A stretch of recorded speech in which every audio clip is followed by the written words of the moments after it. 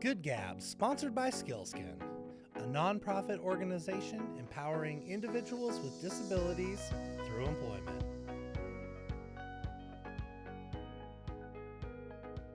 This is going to be a great episode, everybody. A nonprofit that you need to know about. Started right here in Spokane, Washington, and starting to grow across the country. Today, we have Kevin Finch, Executive Director of Big Table. Man, what an episode. Thanks for joining us, Kevin. You bet. Glad to be here. Kevin, we're happy to have you here. And I think we're in for some stories, aren't we? There's a good chance of that. Tell us a little bit about your organization. What's Big Table? Big Table, I would say it this way. Let me start with the why rather than the what. You're talking my language. All right.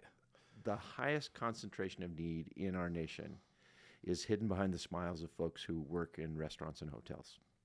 So we care for them. Incredible mission. Serve those who serve us. Exactly. Well, tell me more about that. I came from hotels myself. Yeah. That was how I started. And true for you too, Dana. Mm-hmm. Are you in this conversation? No, by the way. We've had some feedback. I will just talk to Steve. Well, yeah, the kicker is like the camera. Apparently people are like... Okay, good. All right. Yeah. So, okay. We just got that feedback on Monday. Our producer, Dana, was also in hotels. That's exactly how we do it. That's right. Yeah, you're in a family of folks here in the hotel world. In the industry. Absolutely. So I will be as succinct or as loquacious, I think is a word, as you want. So just Tony will cut all this stuff out and we just keep going. Okay. So he'll put it all together. Okay. Yeah. So you want to hear more? Yes. Okay. Yes, we do. Let me start with a little bit of how Big Table kind of came into being. So moved to Spokane in about 99 from Seattle. Okay. So this has been home for a while. Started moonlighting as a restaurant critic for Spokane Coeur d'Alene Living and the Spokesman Review. Bozzy Media. All right. And then the Spokesman Review, and then the Inlander, kind of all in the early 2000s. Right, when like a restaurant scene started to happen too, right? Exactly, yeah. So when we moved here in 99, the search committee that hired me took me to some amazing restaurants. And I'm thinking, man, I didn't think there were any good restaurants in Spokane. Coming from Seattle, I was kind of pouting. But once we moved here, I realized they had taken me to every good restaurant right. that existed in 99. So Moxie, Mizuna, those were one of those on that list. Mizuna was on the list. Yeah. Luna was on the list. Yep. Cafe 510, if you I remember totally Cafe 510. remember that. So, yes, I have, there's moments when I think wistfully of Cafe 510. So I came here then, started writing about food, and that was just kind of fell into it. The food writer for Spokane Coeur d'Alene Living moved, and they were kind of desperate for someone to review the Wolf Lodge Inn out. You're like, all right, I'm gonna get on the highway. Here we go. So they said, "Would you do this?" And I'm saying, "Let me get this straight. You're going to pay me to go out and eat, and I just have to write 300 words about it." Yes. So I start writing for them. They like it. The Spokesman had lost their permanent person, Leslie Kelly, who was doing kind of food and reviews, and they were looking to kind of freelance that out. And they liked my stuff, so I start writing for them as well. And then again, similarly with the Inlander, once you're in that kind of conversation with folks, you end up doing it. So totally, I'm just having a ball getting paid to go out to eat. Yeah, sounds awesome. I didn't get paid much, but enough to cover the food. And for the first time in my life, I could invite friends out and say, "Don't worry, I've got the bill."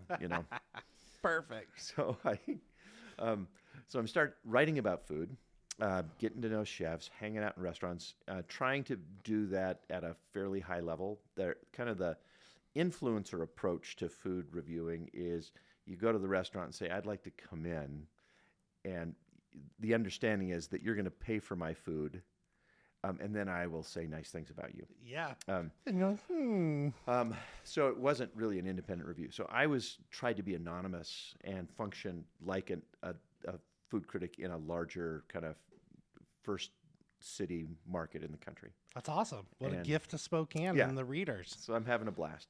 Tried to be gracious.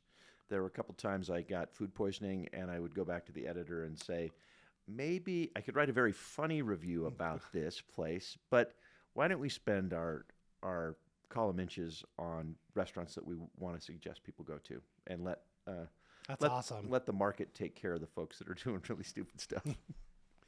And they were gracious enough to let me do that. So I tried to stay on the more positive end of the scale, rather than like the Ratatouille critic who took delight in tearing people apart. Well, thank you for that.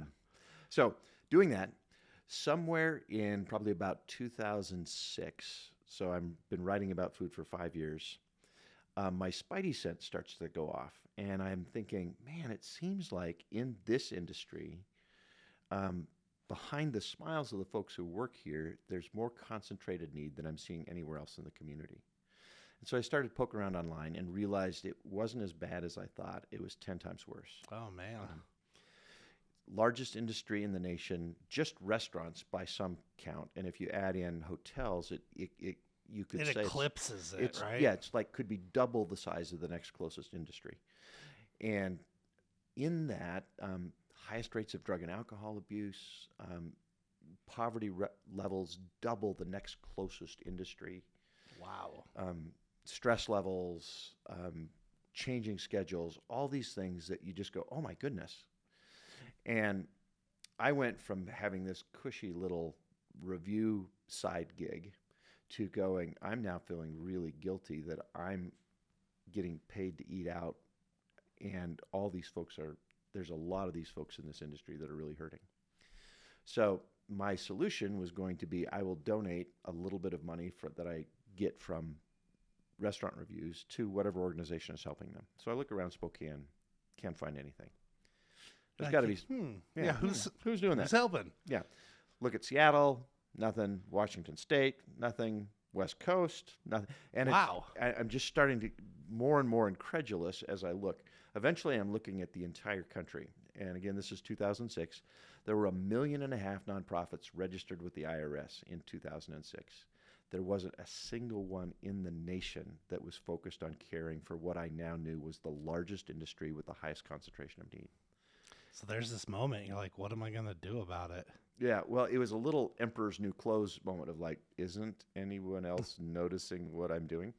And it was interesting that in this period of time, I mentioned to the woman who runs a family foundation in Seattle that I knew, no one's doing this. I really think something needs to be done about caring for restaurant and hotel folks. And she just laughs in my face. And she says, Kevin, if I had a nickel for every time someone came to me as the director of a foundation and said, we need you to support this because no one's doing it, I would be even richer than I am. But you're like, no, this is a legitimate need. And what I said was, great. If you have resources to find this organization, then I don't have to do anything about it. I can just donate to them. And she goes, I'll get back to you. She calls me back a week later and says, Kevin, I don't believe it. You're right. There is literally no one in the nation caring for the largest industry in the country. Incredible. In that number, and if you're a lover of dogs and cats, this will land one way or the other for you. I think our listeners love animals. Okay, so for you listeners that love dogs and cats, just to let you know, there are over 40,000 nonprofits in the country that care for dogs and cats. So your pets are covered. Yep, they're covered. But if you work in the restaurant and hospitality industry, you might not be. And out of 1.5 million, absolutely there should be 40,000 to care for household pets. But if that's the case, then wouldn't there be a ton of nonprofits caring for the millions of people who work at the bottom of the employment ladder? You would hope so. And the answer is there aren't, at least in 2006. So that's a little bit of the setup for Big Table. And then you decided that it's time to start this. Well, I It's a big story when you have to raise your hand and be like, who else is going to do it but me? Well, I thought something needed to be done, but there was a problem. My day job during this time is I was a pastor in town. Yeah, that is problematic. And for anyone in the restaurant and hospitality industry, the second they found that out, it was instantly the end of the conversation. I could clear a table in 30 seconds. I was just thinking you were too busy. Okay, so No. it's just the perception. The perception of that, and I actually, once I figured this out after this had happened 3 or 4 times, I called up a woman who I knew was a server and knew was a Christian. And I said, hey, why is it that anytime I mention I'm a pastor, no one will talk to me? And again, she's a Christian, but her instant response was, oh, Kevin, as a server, I hate Christians. What? Tell us more. Why? Why? She said, Christians are the most demanding customers that ever walk into the restaurant. They're the stingiest tippers that ever sit at my table, and they take the tables for too long, often to study the Bible. I hate Christians. And we beg not to work on Sundays. Worst shift of the week. I think my wife said something about that. She was at Denny's for a very long time, and I think I've heard a similar story. Now, and the bigger story behind that is that's not everybody. There are some incredibly gracious folks who would be Christians. Naturally. But the folks who are most obviously identified as Christians are the biggest jerks. And so jokingly, when I, in a church setting talking about Big Table, I'll say, here's the deal. If you want to pray before your meal when you're out to eat, go right ahead. But if you pray you had, and I don't swear, but I want to say you damn well better pay. And I don't mean 10%. I don't mean 20%. You tip 30% if you bow your head to pray, because you're making up for the person who prayed before you and then stiff that server. That's an incredible challenge. So I love it. So then, okay. Then you're like, all right, I got a problem. I'm clearing tables. Right. So what do you do? Well, so I realized that my title as a pastor was actually getting in the way of caring for the people that I thought needed to be cared for the most. So it took me 2 years to get up the guts to quit my job. But that's what I did. It's brave. I can, if what it takes to, there's a passage in the New Testament that says, I've become all things to all people that I might save some. And translate that, care for some, however you want to care for that. But there was this idea that if this title is a problem, well, that's easy to fix. I still need to figure out a way to put food on the table and do other things, but that shouldn't be the barrier. And so it wasn't. So that's a real commitment to service of others. You're like, well, and I was clueless enough that I didn't know what I was getting into, of course, too. So January 1 of 2009, I'm sitting in my basement on the South Hill going, all right, what do I do now? And of course, I picked the perfect time to start a new nonprofit, which was in the middle of a recession. Yeah, right, when everything was crashing. Yeah. I actually announced to the church that I was leaving the day before the stock market crashed. And by the end of that week, I turned to my wife and said, do I need to go ask for my job back? I just quit as the economy is in free fall. But the amazing thing about Big Table is every step of the way, there's been just enough for what we needed to do next. And if that's not a sign, what is? Because the need right at that point, too, just started horrific. Yeah, exponential. Yeah. So that was the start. The vision has always been that what changes people's lives is not triage care, but it's a relationship. It's people in someone's life that move beyond just a transactional relationship. And that obviously sounds a lot like what I understood in my experience as a pastor was, how do you care for people? That's got to be personal. So our vision from the beginning was to use crisis care, entering people's lives, to do crisis care, to earn the right to be in relationship with them over time so that we could build new capacity and hope into their lives. I love that. Another way to describe what we do is, first off, we empower people to care for each other. We know that language in our world, in Yes. the disability space, Yeah. Skillskin. And the way We think that's powerful. Yeah, and then we enter their lives with humility and grace, rather than kind of an arrogance and we've got this, we're going to fix this for you. We eliminate barriers, and that might also resonate with Sure Skilskin. does. Eliminate barriers in the midst of that crisis. And then we invite them into an ongoing community where they can begin to imagine a life of abundance. I love it. Yeah, we call it, creating opportunity and empowering people. Mm-hmm. It's like Mm-hmm. that's the world that we want to see. Well, and one of the cool things about that empowerment piece at the beginning for us, when we say we empower people to care for one another, our model isn't an ask for help for yourself model. We function on a referral. I read that when I was looking at Big Table. That's cool. So someone has to care enough about a human to make the ask. And what that does is it completely changes the relationship from the beginning. So rather than someone coming to us and trying to prove that they are in worse shape than everyone else that's asking for help to get to the front of the list, a manager, a coworker, could be someone that just walked into the restaurant and struck up a conversation with someone, goes, this person's hurting, reaches out to Big Table, gives us some information. So then the first contact that person in crisis gets is not them asking for help. It's us calling them up and saying, hey, Steve mentioned you're going through a tough time. Could we buy you a cup of coffee? How cool is that, too? That's just that right there would just make someone's barriers go away, I imagine. They're like, I'll get a cup of coffee. Let's chat. Yeah. All the shame that you might have, you're like, oh, someone referred me. Yeah, and that's then cool. And then we're not saying fill out this form, prove income levels or anything. We're just saying tell me your story. So talk about some stories. Our listeners, I know, want to understand, what is the need? What are people in this industry struggling with? What other things are you helping with? Everything. Well, How human. Yeah, and so often, so that referral will come in, and it usually, and we have kind of when you're selecting that on our website, saying putting in a referral, there's 5 areas that you can say, here's the crisis need. It can be housing stability. It can be emotional, mental wellness kind of support. It can be medical, dental, job readiness, or addiction. Interestingly, probably behind the scenes, and given the statistic that the highest rates of drug and alcohol abuse are in our industry, I would say easily 60 to 70% of the folks that get referred to Big Table probably are dealing with some substance in an unhealthy way. That is a big percentage. Huge percentage.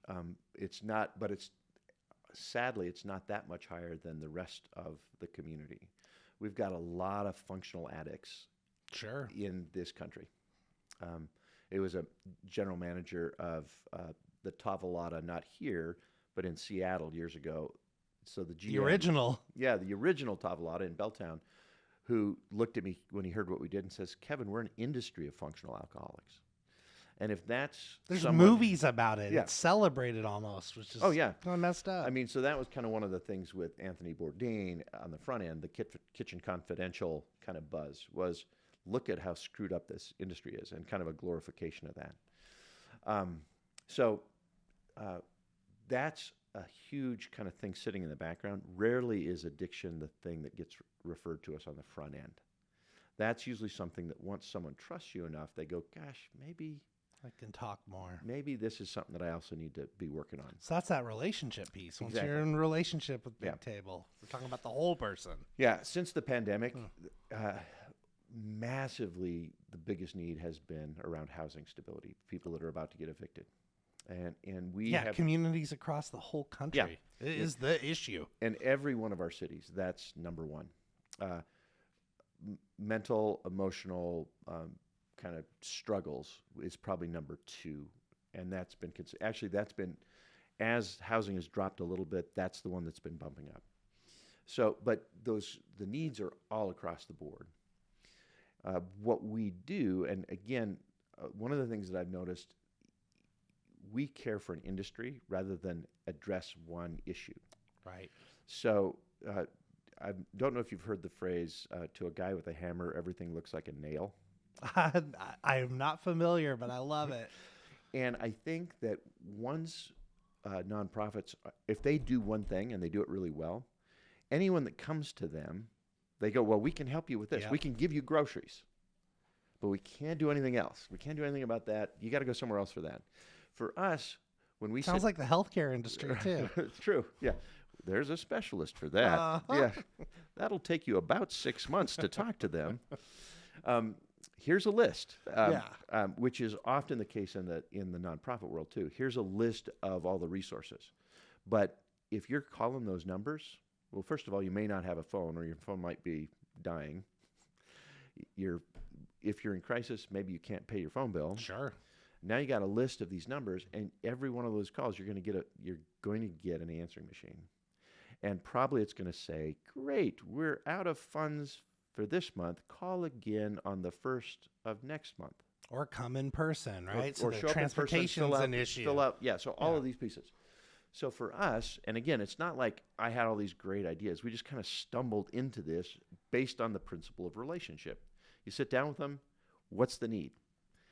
And so immediately from the beginning, we're trying to look at the whole person and go, and often that care coordinator on our team will ask them first, what's keeping you up at night? What's the biggest need? Is there something we can do about that today? And that's kind of building trust from day one. That's the crisis response at the beginning. But then that's not, okay, check, we've done that, see ya. It's, how about a cup of coffee next week? And let's just check. And then you can, and that could be over weeks, it could be over months. In some cases, it's been over years where we've walked alongside people where you start to address things that move them from kind of a life of crisis to a life of abundance. That's a real choice as an organization, right?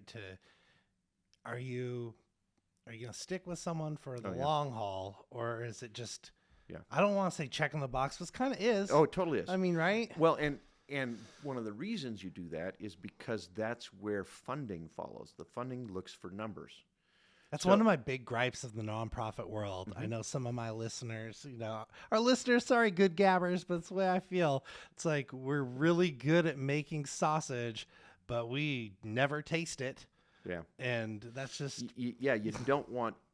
And you're almost afraid... Output. It's just output. You're almost afraid to go, is this actually changing people's lives? Or because probably the answer is long-term no. So that's our commitment, and we know that's more expensive. We know that there's the numbers. Someone will say, well, why should we give to Big Table? This organization over here helped 5,000 people last year. You guys only helped 1,000. But the outcomes were different. Yeah. What did you do for those 5,000 people? That's something I should add on. That movement in the nonprofit industry to show that transparency of outcomes is good for everyone. Yeah. It just holds us all accountable, and it's better for the folks that we serve. Yeah. So I love that about your page. When I was looking at the website, that's front and center. This is what we do. This is where the money goes. I love that. Yeah. So we have tried to do that we've tried to imagine, and we've asked our team that when they're spending some money, imagine the person who's given $50 a month and is on a fixed income but loves what we do. If they were looking at that budget expense you just made, would they go, yeah, that's a good use of my $50? Or is that like, really? And I think that we would put that in the category of good stewardship. Absolutely. Of people's funding. Well, so Big Table, it's like, starting to meet a need here in Spokane. It's growing. Mm-hmm. Obviously, other people saw this and wanted to bring this to their towns, because now you're in multiple cities, some big cities. Yeah, and we... what happened? My initial funding strategy for Big Table in Spokane was get to Seattle, because that's where all the money is. Makes sense. Ironically, this might be interesting. This common sense didn't hold true. So when we hired our first additional staff member part-time, her name was Jill Lemon. She's an organizational genius. All right. Hi, Jill. Yeah. So what? And she goes, when I offered her the job, she said, I'll take the job on one condition. You got to shut up about expanding to Seattle. And I said, why? She says, because we're not ready. We don't have insurance. We don't have accounting software. We don't have a care manual. And she, in 15 seconds, she listed 10 things that we needed before we ever thought about expanding. You're like, okay. Well, actually, I thought I'll say yes to her, and then within a couple months, I'll convince her. The exact opposite happened. She convinced me that we had no business growing until we were ready. So that conversation took place in probably 2011. So this is almost 5 years deep into it. Well, it started in 2009. Okay. Because I was Took a couple years. I was pretty nervous. But it was 4 years later, she came to me and said, all right, Kevin, I think we're ready to expand to Seattle. So we expanded to Seattle in 2015. We're in Seattle, had a team in Seattle for 6 years, did $2.2 million of care in the Seattle market. And at the end of 2021, we had to close Seattle. And the reason we did is because Seattle couldn't support its own team. Wow. We were funding Seattle from Spokane. So yeah, you had these thoughts. Deep irony. Wrong. Oh, all the money's over there. And so what I would say to Spokane is filling the need. Spokane may not be as wealthy a community as Seattle, but Spokane, in our experience, has been a far more generous community. I love hearing that. And what we've looked for then in future cities is rather than us just going where we think we should be, we wait for people to say, please come. So San Diego, Smart. Please come. Nashville, please come. Most recently, as of March, Colorado Springs. I was thinking Denver was going to be it. No one in Denver said, please come. Somewhere upwards of 60 people in Colorado Springs said, please come. So we went, okay. I'll be in Fort Lauderdale in about another week because there's folks there saying, please come. And we're going to see if that makes sense. That's cool. I just love that. Yeah. So San Antonio is also on the list. But one of the things So this is a movement right now. I sure hope so, because an organization can't do the job. But one of the things that's really intriguing, if you think through those cities that I've just listed, is those would all be cities that I would describe in the nation as what I'd call second cities. And Spokane is the quintessential second city. I mean, I'm sure you've seen... Yeah, Visit Spokane calls us that. I've seen it in the Well, not only that, flyers. What about the grassroots campaign, the shirts that say Spokane doesn't suck? Right. What I want to go on record on that too, by the way. I think that's a terrible slogan. Oh, it's horrible. Okay, it's finally, I have a friend here. You're reminding people that someone thinks you suck every time you put that shirt on. Agreed. So it's just so goofy. But that's a quintessential second city approach. Like, well, gosh, we're not Seattle. Actually, right now, I'd say, pardon me, Seattle's a bit of a dumpster fire. Right. And Spokane's an amazing community. Doing amazing things, Right. Supporting amazing projects. Yeah. Absolutely. And back to my original point, Spokane has been incredibly generous. And so as we've looked around the country, one of our criteria for new cities is not only champions there saying, please come, but we're looking at second cities. Eventually, if this continues to grow, we'll end up in a New York or a Chicago. But we could open 4 cities nationwide for the cost of 1 New York. Right. So you can help a lot more So we can help a lot more people by not going where the common sense says, oh, you got to be in New York. It's the food center of the world. No, we're going to go where people want us. Right. Where they are asking us to come. So it's a great model. So far, it's been really fun. Yeah, I bet. The future is bright. And thank goodness, too, because if there's no one supporting folks, in these industries, who else? So what are the questions? Or what do I need to, you asked about the referral piece. Sure. So actually, I kind of shared that, but the fun start about how we did that was the very first dinner we did, if you might remember Jeremy Hansen when he had Sante. Yes. I love that restaurant. It was great. Their gnocchi that he had on the menu for years was the best gnocchi I've had anywhere in the nation. So just shout out to Jeremy and his gnocchi. It was good. But he cooked the very first dinner that we did in the fall of 2009. And I remember his main course was a rabbit terrine on that dish. But this is like a 6-course dinner. And the model is we literally have a big table, seats 48 people. That's a lot. The chef cooks a 6, 7, 8-course dinner. Just amazing food. No charge. It's not a fundraising event. It's a community building event for folks in the industry. So at the table are not the folks who can write a big check. At the table are dishwashers and line cooks and servers, housekeepers. They're the ones. And actually, do you guys remember Cafe Marone when it was in? It's where Italia. Where was it?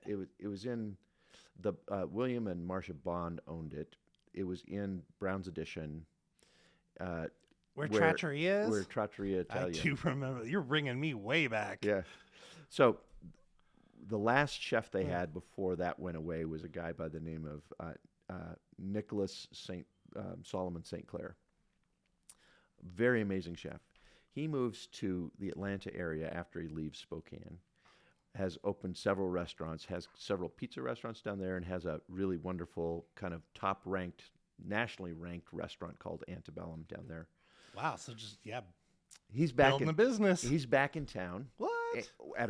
He was back in town when we were doing one of our big table dinners here, and he was a guest. I said, "Hey, Nick, come to this dinner." At the end of the night, as he's walking out, he said this. He said, "Kevin, I've cooked hundreds, if not thousands, of these dinners for people over the years. This is the first time ever that I've been a guest at a table like this. So if this is the chef of a top 100 restaurant in the U.S. who's telling me that, imagine the fry cook from Arby's that's sitting next to him, or that dishwasher who's maybe never even been able to afford anything other than the family meal that gets served at that. For them to sit at that table and experience hospitality the way that they've provided hospitality for all these years. So it's back to your phrase, serving those who serve us, is another phrase we talk about what we do at Big Table. But what a gift, even to be able to experience something like that. I imagine the confidence that comes with that too. You're like, I belong here. Well, I think the other phrase that we use a lot is what we actually do is we serve hope. And that one example of that is there was a dinner that we did up on Green Bluff, the top of Green Bluff, years ago. And one of the guys, I'll call him Ben, not his real name, because that's his story to tell, not mine. But for the purposes of this podcast, Ben. Hi, Ben. Hi, Ben.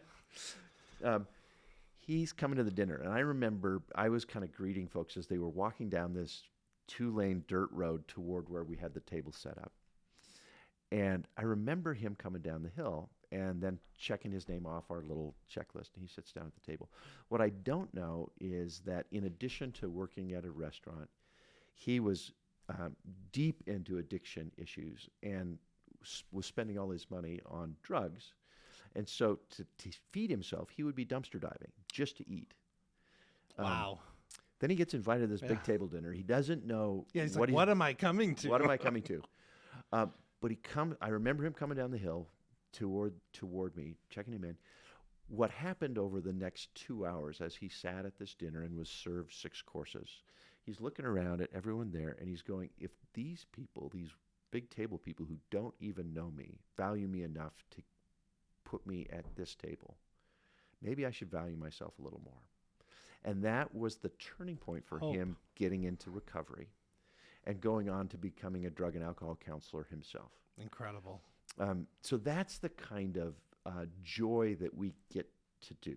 Obviously, there's lots of tragedies when you're dealing with folks whose lives are in crisis. Oh, yeah. And there's a lot of, dang, we missed that one, or we didn't get there fast enough. But sometimes it comes together. Yeah, and people want to change, and that little bit of help, an opportunity, knocking down some doors in front of them. And Amazing. I'll tell you another story if stories are Please. helpful. Love stories. Love stories. Okay. So Desiree Seghetti, she and her mother run Comolini's up north. And she hired I have never been there. I hear that the estate is just absolutely gorgeous. It's gorgeous. And Frank Comito, who's currently their executive chef, does some amazing food. For years, he was at the country club, the Spokane Country Club, before it was sold to the tribe. So Frank's doing some amazing, fun stuff out there. I got to bring my wife. She's going to be so happy. Yeah. But so Desiree interviews a new bartender to work there and hires her. And she gave me permission to use her name. So her name is Nicole. Hi, Nicole. Hi, Nicole. We need to have coffee soon. When Desiree is watching her, because there's windows on the front, she sees Nicole go out to her car, and instead of starting up her car and driving off, she's pushing her car out of the parking spot. And so Desiree goes out and says, "Is everything okay?" And Nicole goes, "Oh, yeah. My car doesn't have reverse, and there wasn't a parking spot that I could park in where I could just drive forward out of it. So this is just it." So Desiree helps her push her car out. Notices also that it is a convertible. And this is Spokane. And this is a convertible where the top keeps getting stuck. So And probably shredded. So this is a single mom, 3 little kids, who's driving a car with no reverse that turns into a bathtub anytime it rains or snows. So as she's driving away, Desiree picks up the phone and calls me and says, "Hey, Kevin, I just hired a new bartender. She needs a car. Can you guys get her a car?" And we are on a shoestring budget. Right. You're like, point. what? I'm like, I don't know. But one of the favorite things, and again, it wasn't a plan, it was just what happened, but has become a way that we kind of function, is rather than say no, or we've never done that before, or that, instead, our response is, gosh, let me see what we can do. And I'm thinking, and quite frankly, praying, help. Yes. And I get a phone call from someone who knew me from when I was in Seattle. And they said, "Hey, Kevin, we got a car that we want to donate. And we were going to give it to Cars for Charity, but just thought that I would ask you first if you needed a car." This is 24 hours after I get the call from Desiree. And I go, "Yeah, actually, we could." So I flew over to Seattle, drove the car back, and we got to show up at Nicole's house and give her this car. But interestingly, Jill, who's our organizational genius who made the call to Nicole, called her up and said, "Hey, Desiree mentioned you're going through a tough time. We've got a car that we think we'd like to give you." Nicole's response, so this single mom, 3 little kids with the car that's horrific. Her response is so typical of so many people in the industry. She said, "Isn't there someone who needs that more than I do?" Wow. Service. This is an industry of hospitality. And so What a heart. Jill said, "No, I think, Nicole, this is a car for you." But when we go up to her house to deliver that car, she comes running out with her 3 little kids. And her oldest son says, as we're handing her the keys, says, "Mom, try R, and see if it works." And so all 4 of them climb into the car. She backs up 3 feet in the driveway and then pulls forward again. And it's like, R works. They're screaming, loving it. So that's an impact. That's the crisis care impact. But here's what I would say in terms of that's, I think, one of the reasons I love Nicole's story is because I think it is a great example of our model. 3 years later, as I'm in a conversation with Nicole, so this is 3 years later, still in connection with Nicole, have supported her along the way, and that she said, "You know, Kevin, I just need to tell you something. When you guys gave me that car 3 years ago, that changed my life. That allowed me to stay in school while I was working. It allowed me to get the kids to school and all of that. But I would trade that car in a second for the chance to have been in relationship with you and Jill for these last 3 years." Wow. So for me, that's the model of what we want with each person we engage, is that they would go, crisis help was good, but this relationship was what changed my life. And over time, they're going to help someone else, I imagine. Oh, yeah. Yeah. Our favorite referrals that come in now, because we say, how'd you hear about Big Table? And more often, how they heard about Big Table is they said, oh, you helped me 2 years ago. You helped me 5 years ago. I'm paying it forward. So, Well, I know our listeners want to get involved. Like, please, Kevin, tell us how that we can join this movement and, be in service to those who serve us. yeah. So if you go to our website, we have a document that you can pull up called How to Care While Eating and Sleeping, which we think is pretty funny. But and Jill would describe this as just how to be nice.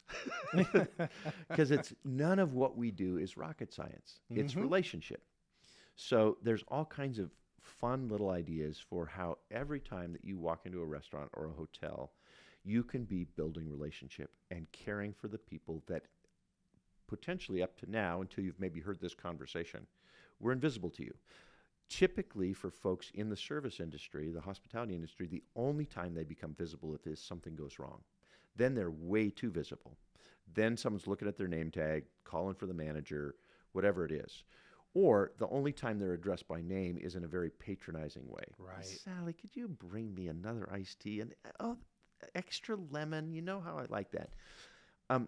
If I was Sally, I would do that because I need the tip. But I'd want to wring that guy's neck. Of course. Yes. And so instead, one of the things we do is just encourage people to introduce themselves to the person serving them at the beginning of the conversation, but do it like you would someone that you're meeting, not in a service capacity. So you don't say, tell me your name. You say, hi, my name's Kevin. What's your name?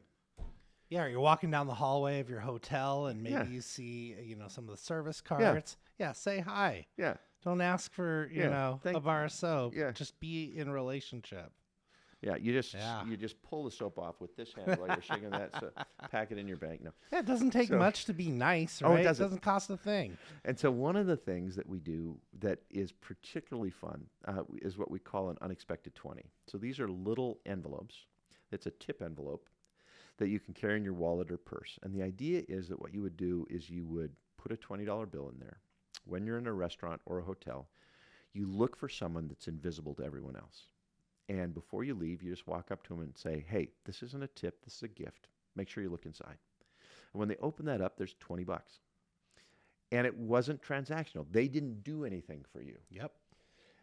It blows people away. They were just seen. My favorite way to use them is to have built a relationship with my server through the course of the meal that feels not patronizing. And at the end, when they bring the bill, I say, hey, Sally, to use our fictitious person. I don't need that lemon. yeah, I don't need the lemon. No, hey, Sally, I'm going to leave you a great tip. I'm also going to give you this little envelope. Inside's $20. Would you give this to the person in the restaurant who's having the worst week or the toughest day? And usually there's this kind of look of, what are you doing? This isn't the normal interaction here. But once they look, and sometimes they'll even actually open the envelope and look inside to see that $20 bill. And then their eyes light up. And 90% of the time they go, I know exactly who needs this. Absolutely. And that's amazing impact because they do know. Of So course they know. They know. And then they, who weren't in a position to care for that person, get to care for that person. So you actually impact two people. That's a force multiplier. Oh, it's so much fun. How do you get an envelope? You go to our website and ask for them. It's very easy. And there's even a printable PDF that you can print them out and make them at home. If you're kids, you can cut them out and fold them together. It's a blast.